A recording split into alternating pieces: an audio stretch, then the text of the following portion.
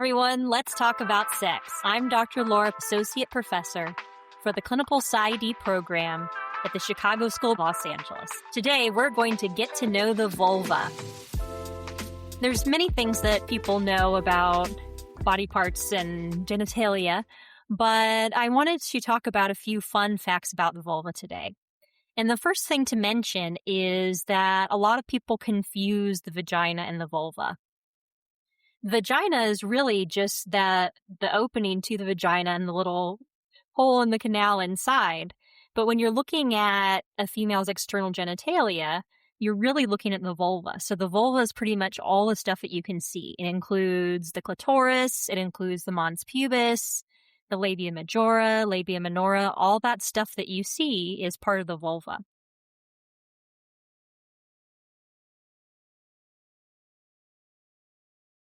And some interesting facts, other than that, just knowing what the difference is, are with regards to the clitoris. So the clitoris, you really can only see just the tip of the iceberg with it. It's actually quite a big organ and extends pretty far into the body.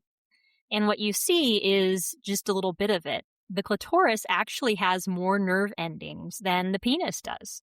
The clitoris has 8,000 nerve endings, and the penis only has 4,000. So it's one of those things that helps you get lots of pleasure.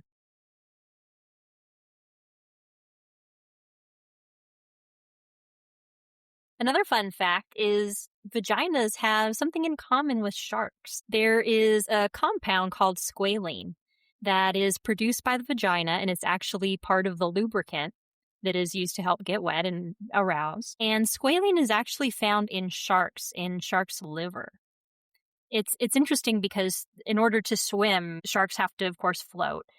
And there's this fatty compound in there, and squalene is part of that fatty compound in the liver. And it helps reduce their body density so that they can float better. Sometimes the stuff from the shark liver or shark liver oil, which includes the squalene, is included in beauty products and cosmetics. So you never know. You may be putting shark bits and pieces on your face.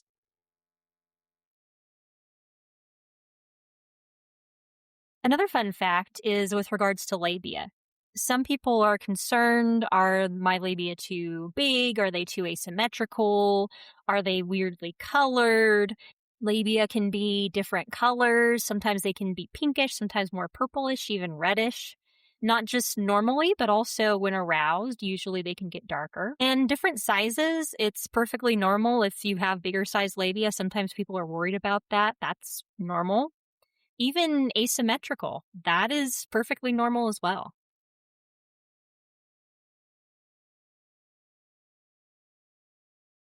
Another fun fact is that you can exercise your vagina. Many people have heard about Kegel exercises, which are really helpful to do. It's kind of like if you have to pee and you're sort of squeezing to hold it in and then releasing, that's kind of what a Kegel is. It's different repetitions of that squeezing and releasing. And Kegels can help not only with orgasms and sex and control, but lots of different ways to get your vagina conditioned. There's some people who go to even more extreme and actually have little weights that they dangle from a string from their vaginas, and they do vaginal weightlifting. It's not like they're lifting super giant weights or things that you'd find in a gym, but just dangling little objects and trying to lift them from there. So yes, that actually exists, and there are people who do that. I would not recommend trying that at home unless you really know what you're doing and really have maybe somebody to show you or something, because that can be dangerous if you do too much of that.